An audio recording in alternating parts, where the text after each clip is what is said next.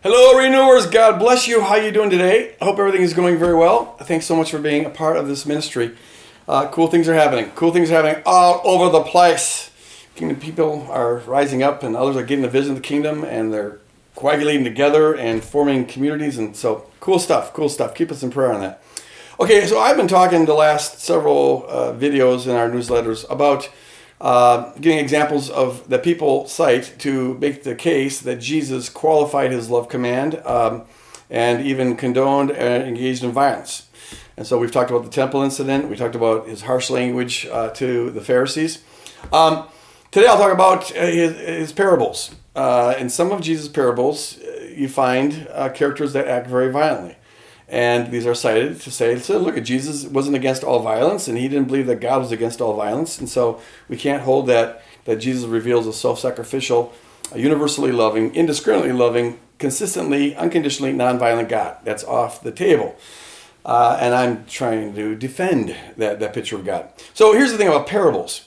Well, I'll cite one parable. For the sake of time, we'll limit to one parable. But the principles that we're going to be talking about can be applied to all of his parables. One of the most problematic parables of Jesus is found in Matthew 18, verses 21 through 35. And this is the parable about the ungrateful servant. And in this parable, the servant owes the king 10,000 talents.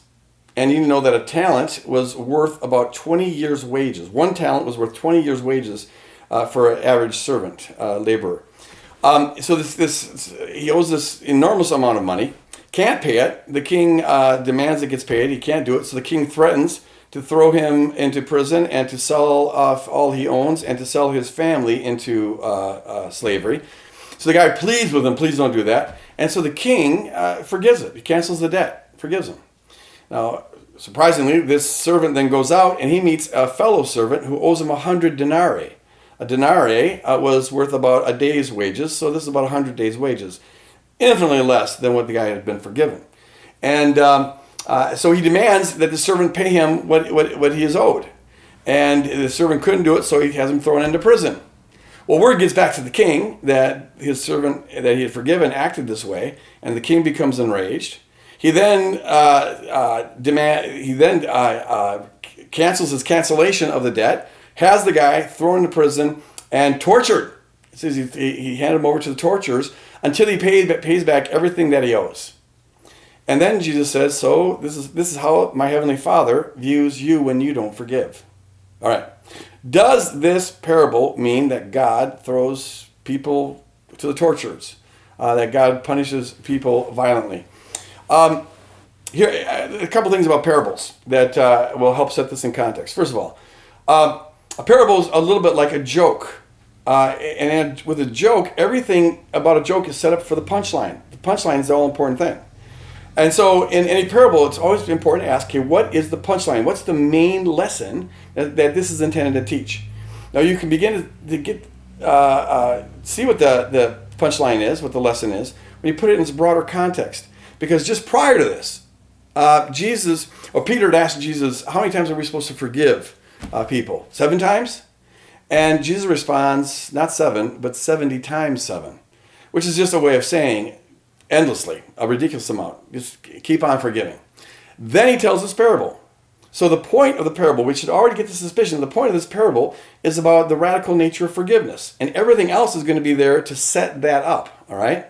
Second thing about parables is this. They'd often set up the punchline by appealing to things that people were familiar with, familiar realities, part of their ordinary world. All right. So for these Jewish peasants, they were very aware of how kings could call in debts on servants and how most servants were indebted to kings and to their masters, to the landlords. In fact, most of these peasants worked land that was simply leased to them. They used to own it, but at some point the Romans came and confiscated it. And so now they have to just work the land, and they're always in debt. And so they're very familiar with this. They're familiar to people being thrown into prison and tortured because they couldn't pay back things. All right, so parables build on that. But that doesn't mean that the person condones that behavior. they use it to illustrate points, but they don't condone the behavior. In fact, Jesus and these other Jewish peasants would have hated the reality of what kings could do to servants when they couldn't pay off debts. And they hate the reality that these servants would be in this kind of a debt. A third thing is this. It's always important in parables to know that there's an is and is not quality. It's like any kind of metaphor and analogy. There's an is and is not quality. There's a way it's supposed to apply and a way it's not supposed to apply. And to get the punchline, you've got to know what is supposed to apply and what's not supposed to apply. Like, for example, in Luke chapter 9, we have this parable of the dishonest manager, right? And this dishonest manager found out he was going to get fired by his boss, so he goes out and cuts deals with all the clients and really shortchanges his boss because he's trying to make friends so that when he gets thrown out, he'll have someplace to go to. And then Jesus says, so also you should be taking account of eternal realities and make friends now so that, when you die, you're going to have someplace to live. The point of that parable isn't that we're supposed to be dishonest managers like this guy was. Even though when his boss finds out, he actually commends the guy for shrewdness. That was pretty smart on your part. But the point of the parable isn't to commend that kind of behavior. The point of the parable is to think ahead.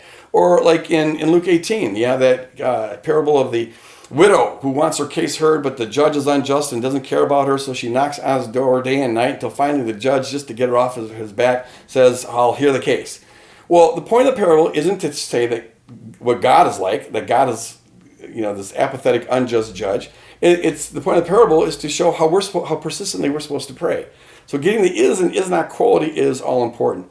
The other thing about parables is that they often almost always include a shocking element, a real surprising element, something that would get people's attention. They even tell the absurdities.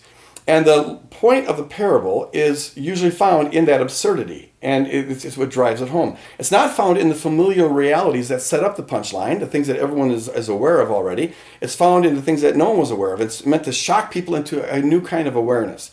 So folks, the point of this parable is to teach us about the need to forgive ridiculously, 7 times 70, 200,000 years worth of labor. That's the shocking point. That's the point of the parable.